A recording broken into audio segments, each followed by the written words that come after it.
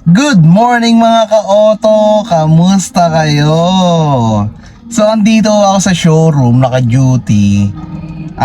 May nakita akong unit na talaga namang bagong-bago sa paningin natin. Teka, nakasubscribe na ba kayo? Kung hindi pa, pakisubscribe naman po yung channel namin. At samahan nyo ako, alamin natin yung unit na sinasabi ko. Bibigyan ko kayo ng 5 seconds para mag-subscribe. Ito na ang 5 seconds nyo. 1, 2, 3, 4, 5! Pakisubscribe naman po yung channel namin. Paki-click din po yung bell button para updated kayo sa mga videos na in-upload namin. At simulan natin yung video na yan after ng intro na to.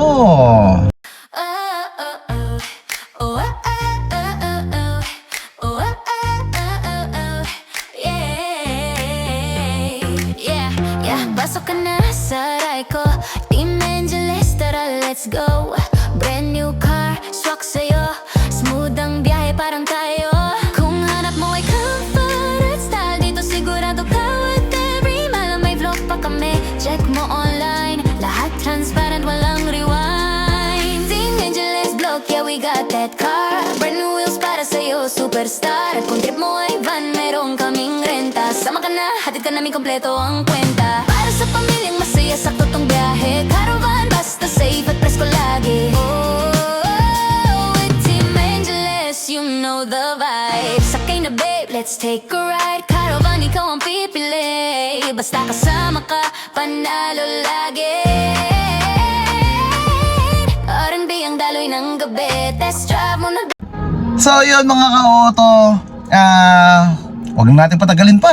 Ikutan na natin tong unit na sinasabi ko na sobrang ganda. Let's go! So ang unit na sinasabi ko mga ka-auto is Land Cruiser FJ TX variant. Dalawang variant lang po yung meron na yung Land Cruiser FJ. Isang VX yung top of the line at isang TX yung entry level. So tara, simulan natin sa gulong mga ka-auto. So, ang sukat ng gulong mga ka-auto, 265/65 R17. 6 holes. Tapos yung gulong na nilagay dito is Yokohama. Yan. Laki ng gulong, no? 17. Kapal ng ano.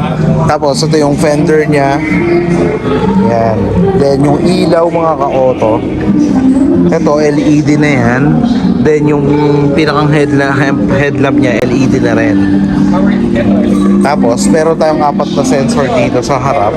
Tapos yung Toyota na word Toyota talaga, diba? Actually sa FJ talaga nag-start yung ganyan mukha, yung lumang FJ. Kung natatandaan nyo, sa kanya nag-start yung ganyang mukha. So punta naman tayo sa makina mga kaon.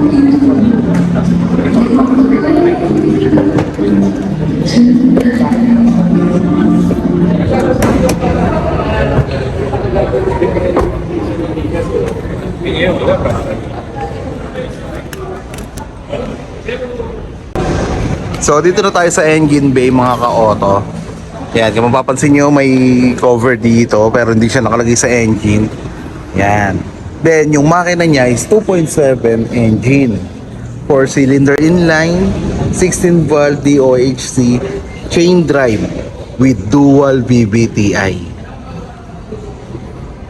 So matipid to mga ka-auto kasi dual VVTi eh.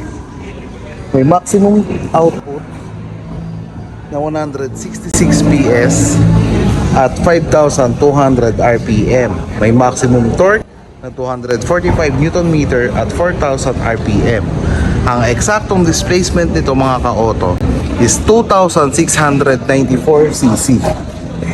Yan, 6-speed automatic at ang fuel tank capacity nito ay 63 liters mga ka-auto. So punta naman tayo sa brakes at sa suspension ng Toyota Land Cruiser FJ. So let's go. So tingnan natin yung brakes, kung ano yung nilagay na brakes dito. Ventilated disc ang ginamit sa harap na brakes. Pagdating sa suspension, double wishbone with coil spring and stabilizer. Yan. So sa likod naman tayo. Dito, ventilated disc din. Then sa suspension is 4-link with coil spring and stabilizer din. So tara, punta naman tayo sa loob. Check natin kung maluwag ba ang Toyota Land Cruiser FJ.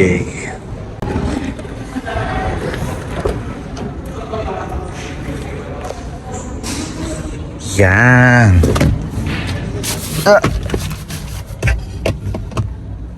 Para mas mapadali yung akyat nyo dahil wala pang stepboard to, gumamit kayo ng grip assist mga ka-auto. Payong kaibigan kasi sobrang taas niya. So yun. Yung legroom, ito mga ka-auto. Yan. Then yung room height, ito.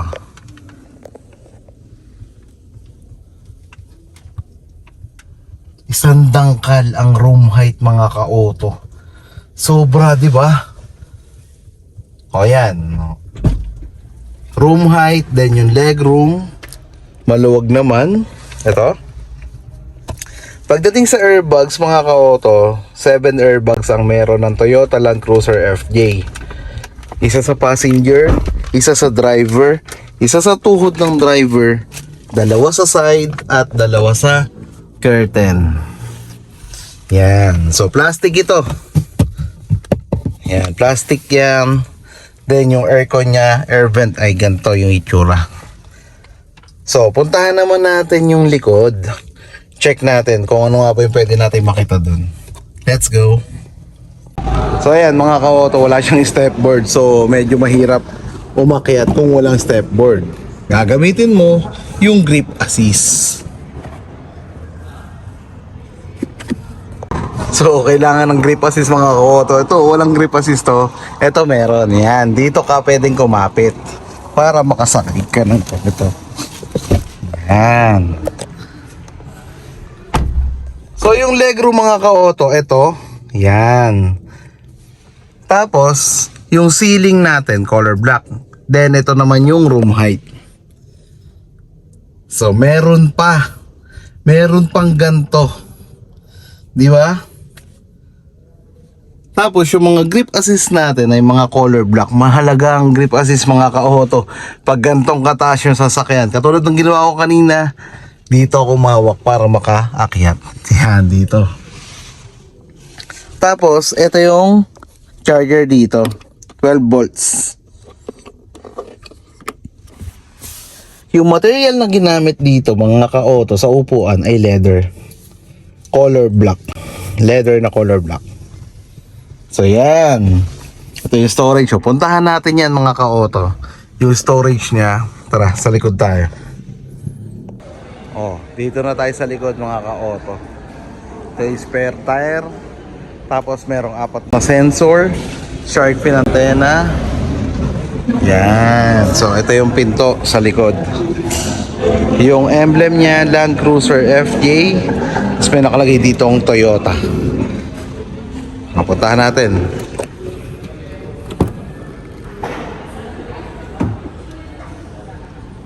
Yan, hindi siya mabigat itula kasi nga may hydraulic assist na.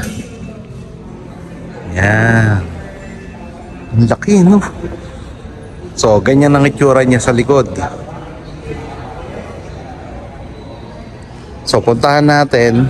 Check natin kung gaano kaluwag. Oh, luwag, oh. Check natin yung dangkal ko. Sa 2, 3, 4. So total of 4. 4 na dangkal mga ka-auto. Ang luwag nito. Ang laki, oh. Ang laki ng compartment niya. Diba? Ganda naman ito. So paano nga ba natin ipapark ang Toyota FJ? Ano ba ang dimension niya? So tara, puntahan natin yung sukat niya. Let's go. Sara ko muna to.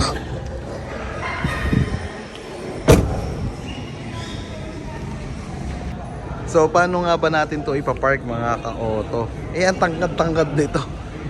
Okay. 4,610 mm yung overall length nito. Yung overall height is 1,890. Yung overall width 1,855. So, di ba halos magkapantay sila ng Land Cruiser, oh. Yan. So, tara. Puntahan na natin mga ka-auto. Ang pinakahihintay ng lahat at ang gusto ng lahat, ang driver's side. So, tara. Pasukin na natin ang driver's side mga ka-auto. Pagpasok pa lamang, makikita na natin yung foldable buttons dito para sa foldable side mirror, left and right para magalaw natin yung side mirror natin, tapos yung lock and unlock ng pinto at saka sa bintana. Then yan, so tara. Ito sa grip assist ako ulit, sa grip assist ulit ako, nakadepende para makakit dito kasi nga kailangan pala nito mga ka-auto may stepboard kasi matangkad talaga, mataas pala talaga. So yun, pag-adjust ng ng manibela, tilt up and down. Yan, tilt up, down, telescopic. Yan, di ba? Tilt up, down, telescopic. Okay, punta tayo dito sa mismong manibela. Yan, hindi siya leather, urethane lang to. Then, ito yung kaliwa para sa buttons ng instrument cluster. Then, ito para sa buttons ng mode. Yan. Tapos, ito yung Toyota. Toyota na word. Ang ganda. Wala siyang paddle shift. Yan. Ito yung instrument cluster. Then, ito naman yung infotainment. Ang sukat nito is 9.10 inch infotainment with Apple CarPlay at Android Auto. Yan, AM, FM, Bluetooth, radio, yan. Then push start, ito. Yung ignition niya push start. Then sa aircon natin, ito yung mga buttons. Yan. Charger natin type C, ayun. Then meron na tayong hill start assist buttons. Tapos meron tayo ditong buttons para sa kung gagawin yung fifth gear, ito, park, reverse, neutral drive, S plus at S minus. Regular handbrake at meron tayong malaking center console na may charger, power outlet 12 volts. Yan. Blue box, ito. Tapos sun visor with vanity mirror. Ganon din sa kabila.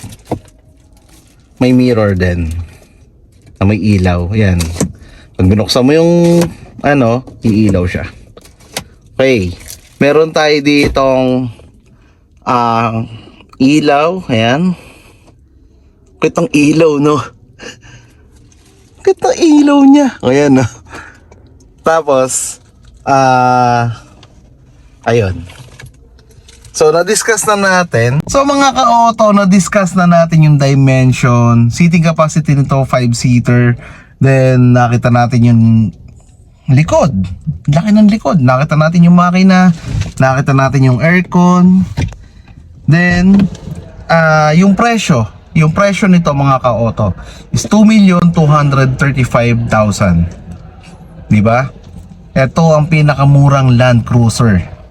Kasi Land Cruiser FJ to, mga ka-auto. So di ba yung sinundan nito is FJ Cruiser yung tawag. Ito Land Cruiser FJ. Yan. So mga ka-auto, yun nga, yung presyo na banggit ko na. Ang difference nito sa maraming pagkakaiba to sa sa top of the line. Yung audio, yung mugs. Di ba, i-vlog natin yung top of the line. Sa ngayon, ang masasabi ko lang, yung safety features nito, meron tong hill start assist, meron tong 7 airbags, lane departure assist, then rear view, yan, front sensor, backup sensor, yun, 4 na front sensor at 4 na backup sensor.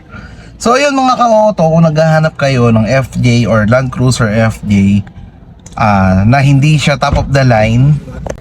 So ayun mga ka-auto, kung may nakalimutan man ako, malamang meron kasi bago pa lang to. At the same time, lagi naman tayong may nakakalimutan. Comment nyo lang below para may mapag-usapan tayo. Kung naghahanap kayo ng FJ Cruiser, bagong FJ Cruiser mga ka-auto, or ang tawag is Land Cruiser FJ, message nyo lang ako, PM nyo lang ako, bibigyan ko kayo ng magandang deal. Pipila tayo dahil nga hotcake yung unit. Syempre alam nyo na kung paano pumila. Message nyo lang ako para magpa-reserve kayo ng unit na to. So hanggang dito na lamang mga ka-auto. Ikutan natin bukas yan, no? Land Cruiser naman, tapos yung sa susunod Camry. So hanggang dito na lamang. God bless po sa ating lahat. Mag-iingat po tayong lahat. Bye!